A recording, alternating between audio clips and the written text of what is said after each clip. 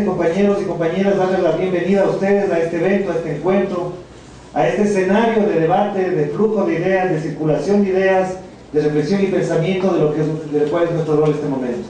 Para nosotros, del lado que sea, en el lugar que se encuentren los compañeros y las compañeras revolucionarios, transformadores, ciudadanos comprometidos con el cambio, es donde deben hacer de la mejor manera su trabajo. Si es en el gobierno, si es en la asamblea, si es en el municipio, si es en la prefectura, en las direcciones provinciales, los revolucionarios, compañeros, no podemos traicionar. Y si es en la organización social, mucho menos. No nos podemos traicionar como compañeros revolucionarios, como miembros del movimiento social. En esa línea, compañeros, es importante que este segundo encuentro de las organizaciones y movimientos sociales del Ecuador tenga como punto de partida esa reflexión.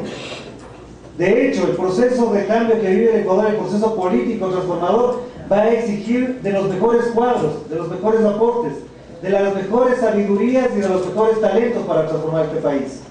Y si esos talentos y esos aportes se hacen desde el gobierno, desde el municipio, desde la prefectura o desde la organización social, pues qué mejor. Aquí no se trata de cooptar, ni de captar, ni de reclutar, se trata de trabajar conjuntamente.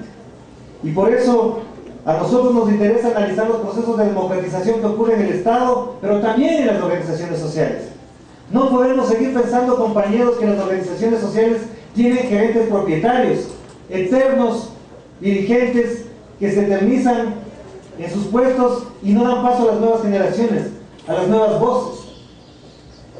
Y es más, algunos compañeros de ciertas organizaciones que pasan a ser asambleístas, que pasan a ser concejales o que pasan a ser alcaldes, siguen manejando la organización indirectamente.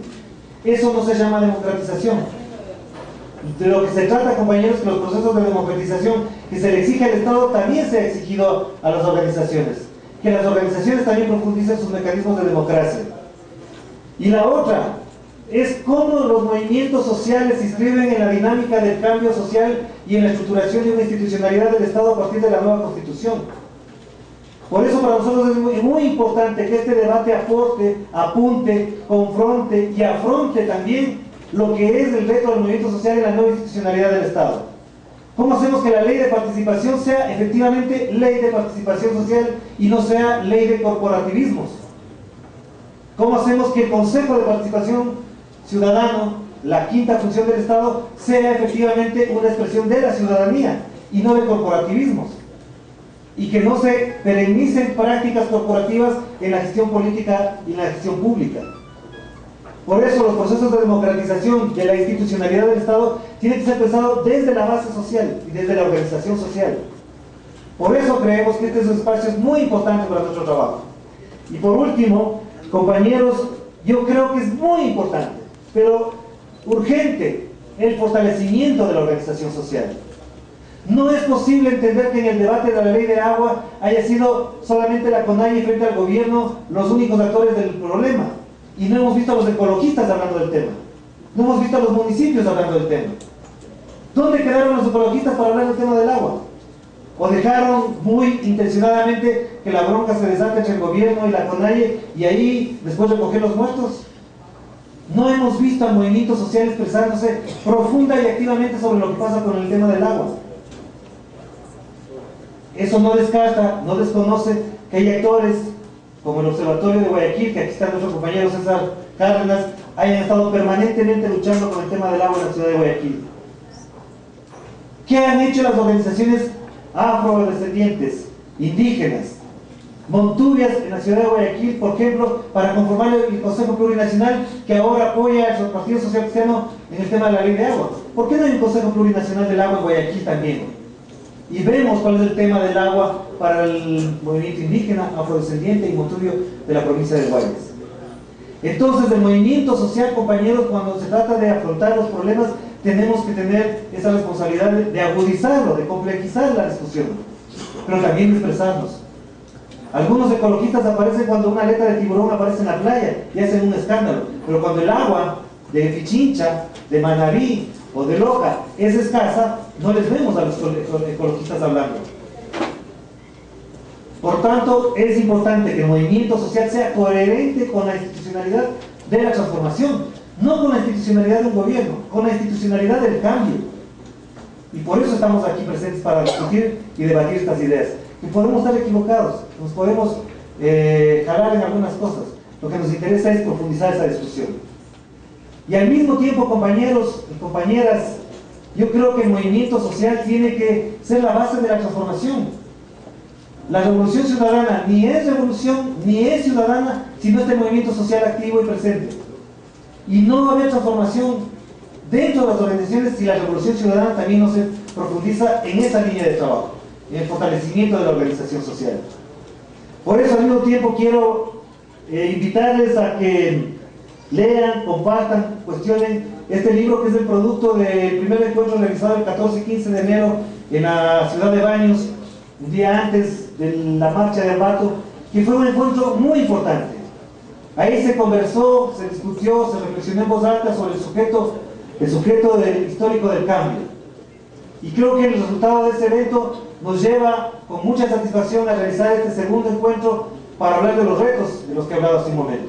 Pero también, compañeros y compañeras, como les he dicho al compañero Ricardo Carrillo, a los compañeros de la Subsecretaría de Participación y en el Gobierno, para pensar en el tercer encuentro donde definamos la agenda política del movimiento social.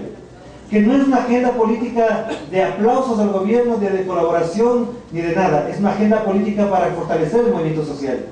Por lo tanto, este encuentro también tiene que definir, plantear, diseñar o imaginar cuál es la agenda política del movimiento social para el 2011.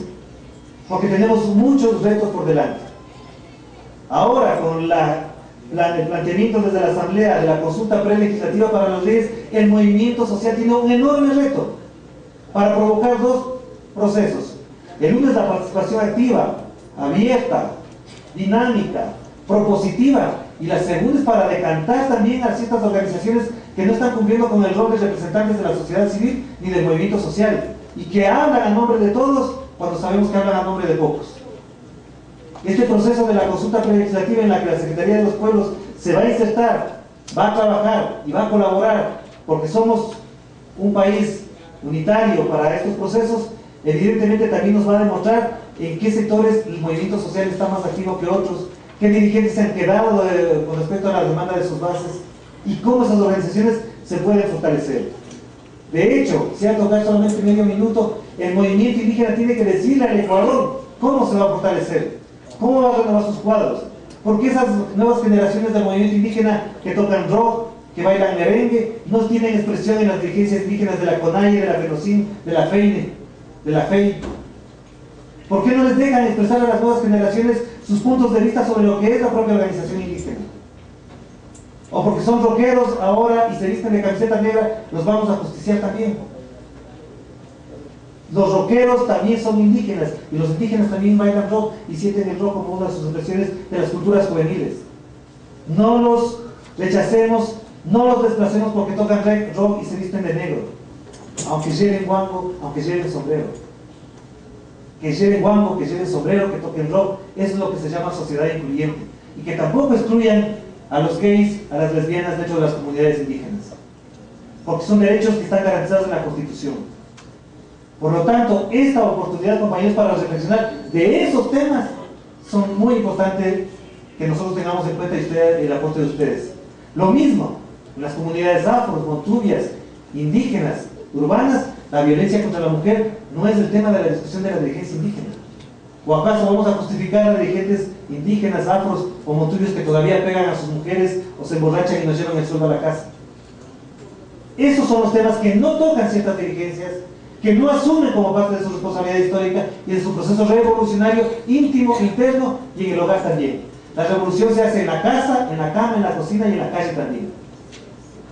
¿O no? Sí. Gracias, compañeros.